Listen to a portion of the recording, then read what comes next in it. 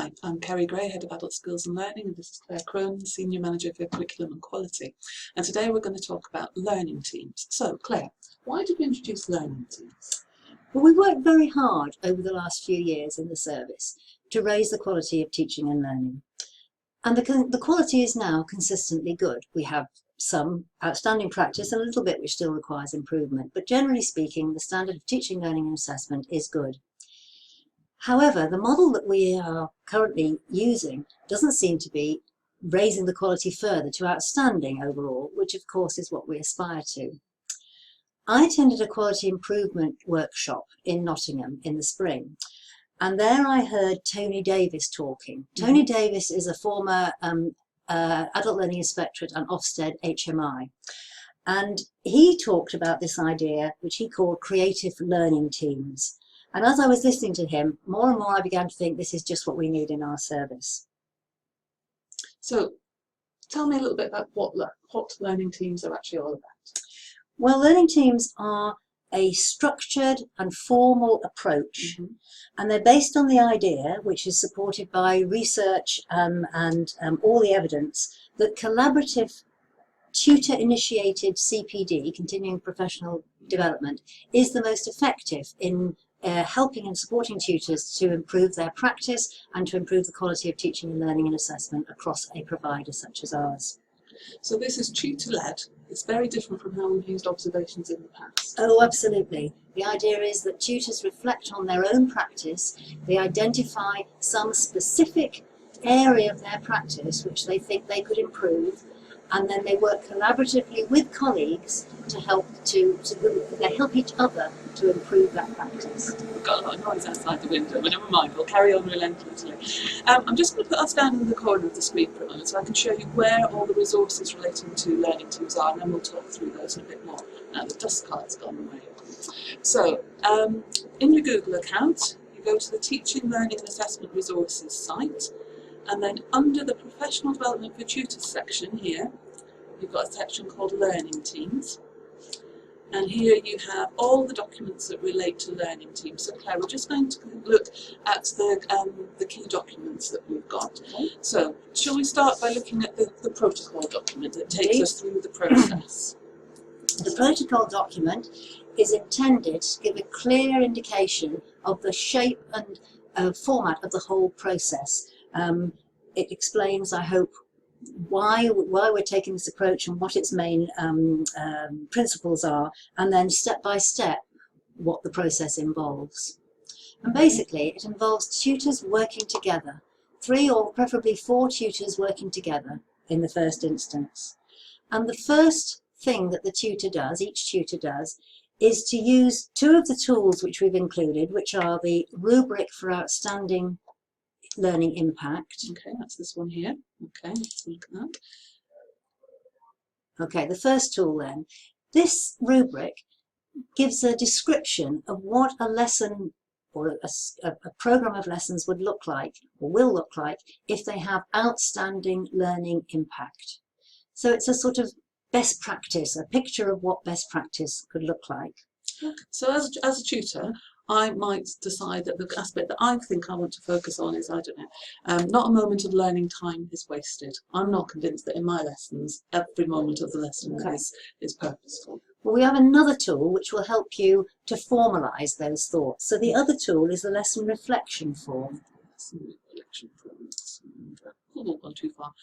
Ah, here it is, lesson reflection form. Okay. And this isn't an observation form, is it? Absolutely not. No, this is for each tutor to use to reflect on their own practice and to think about different aspects of their teaching and the learning that takes place in their classes, to help them identify a specific area of their practice which does not yet have maximum impact on learning. And that's the important thing, isn't it? It's about the impact on learning. Absolutely. Okay. Absolutely. So the idea is that each tutor uses those two tools together.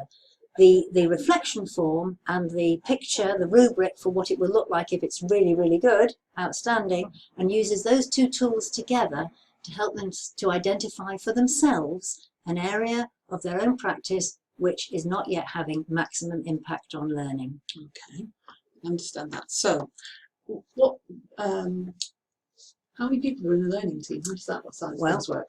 Ideally 4 people, but they can operate with fewer. But it's good to start with 4.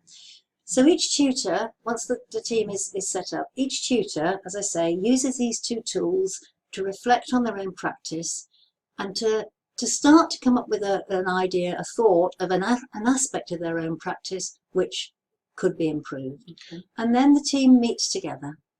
Okay. And they discuss and help each other to formulate, to formalise, I suppose, exactly which aspect of their teaching, their practice, that they think is having less than maximum impact. And that's what that first meeting is about.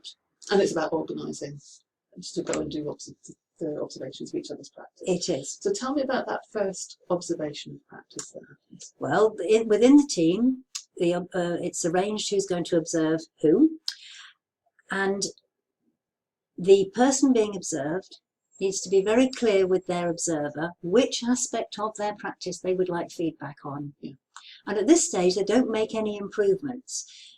As I said, it's quite a formalised and structured approach. And the idea being that this first observation creates a baseline against which we can compare practice after we've tried different ways of improving it. So the first observation is about creating a baseline. So in that first observation, for example, Kerry, if you'd suggested that your area that you didn't think was having maximum impact was developing learners' capacity for independent learning, then I would come and observe your class, and on our very simple observation form, I would give you feedback to help you formalise that idea and decide whether, yes, that is right, that is something that could be improved, and to create that baseline of your practice. And that's the first observation. Okay, and it's a very simple form, isn't it? I'm just looking to find very it on simple. Here. Here's the observation record, it's this one here. So tutors, it's not the same as doing the judgmental observation as has happened in the past. It really is just observing and evaluating that particular aspect that the tutor has. Absolutely, and it's colleagues supporting and helping each other. It's very much a peer process. Okay, so we've done our first observation. What happens next? The next thing is the team comes back together, so everybody should have observed everybody else. At that stage, the team help each other to develop strategies that they can try, each of them individually, to improve that aspect of their practice. Simple as that, really. And then in the second observation, each tutor puts into practice that new strategy or that new technique which they think is going to improve that aspect. And how do how-tos fit into this?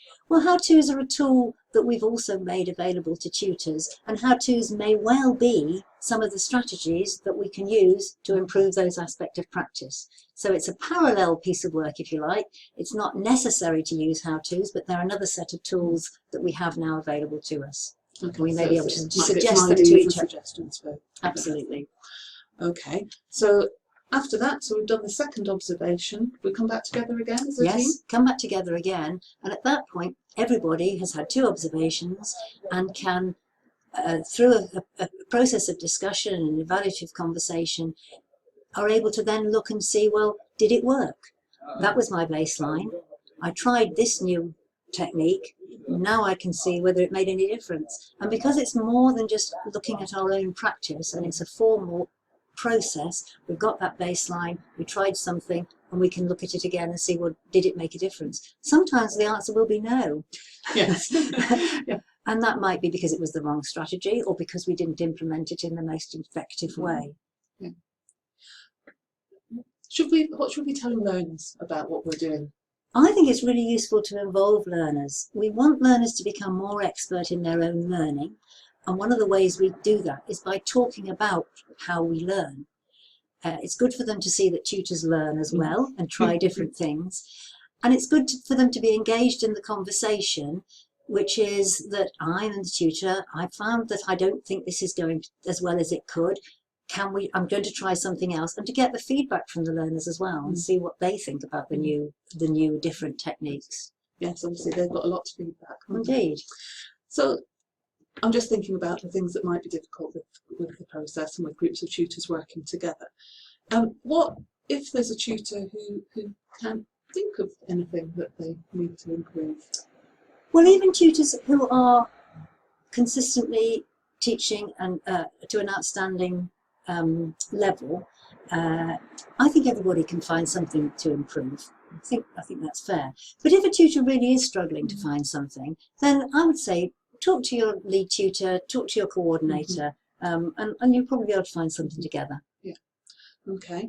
And conversely, if I'm doing an observation of a colleague and I see something that concerns me in that lesson, but it's not about the area that they've identified as being the area we want to develop, should I tell the coordinator? What do I do? Okay. If, when you do an observation, you were to see anything that was to do with health and safety or safeguarding, then absolutely it's important that that is dealt with in the normal way. But if doing an observation you saw other aspects of practice which were not the ones the tutor had chosen to focus on, then through the learning team meeting, you might ask the tutor, your colleague, is this the most important thing to focus on? But fundamentally, that decision belongs to the practitioner. And that's why it's about self-initiated CPD. The whole process is about reflecting on our own practice, deciding for ourselves what we need to improve, and then with help from our colleagues, implementing and trying things out. But it's not for anybody else to tell each person what they should be doing to improve. And another part of the learning obviously comes from observing other people and the discussion that goes on. I know from my own practice that I learned a huge amount from going and observing other people, and that you can then reflect on at a later date. So I think that's an important aspect of it as well. Absolutely. And so does this mean we're not doing graded observations ever again, Claire? No, it doesn't. It means we decided that for this academic year we would suspend the graded observations done by the coordinators, the lead tutors, the managers for 2 terms to give ourselves space to really put our energies into engaging in learning teams, to see how effective they are. And then in the summer term of next year, 2015-16, we will do a sample. We'll sample the practice across the service and do some graded observations, and hopefully we'll be able to see the positive impact that learning teams have had on our teaching, learning and assessment. And how else might we evaluate the process, how it's gone? How will tutors be able to tell us? Well, we'll be asking tutors. I mean, we do regular CPD surveys, but we will be asking tutors at the end of the process, did they enjoy it? How was it? Did it have an impact? How would we make it better? Where should we take it from here? Okay, thank you. We hope that makes sense. If you've got any further questions, then I'm sure Claire's happy to have an email about learning teams or talk to your coordinator or your lead tutor. Always happy to talk to people about it. Thank you.